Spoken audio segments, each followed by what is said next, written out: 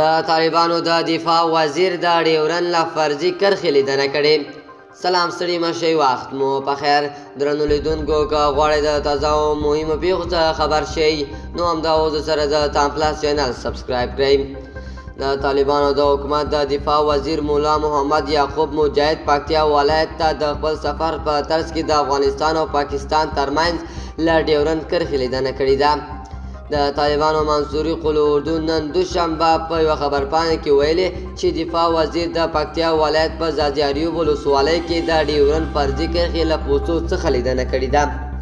مولا محمد یعقوب ویلي چې د دوی حکومت له ټولو ګاونډیو هیوادونو سره ښې اړیکې غواړي، خو له ګاونډیو هیوادونو یې غوښتي چې له افغانستان سره ښې اړیکې ولري.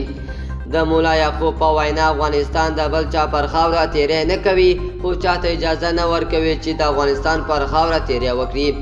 دوستانو، زموږ چمتو شوی خبر تر همدې ځای پورې و. د نورو معلوماتو لپاره در سره د تام پلس چینل سبسکرایب کړئ. الله پامان.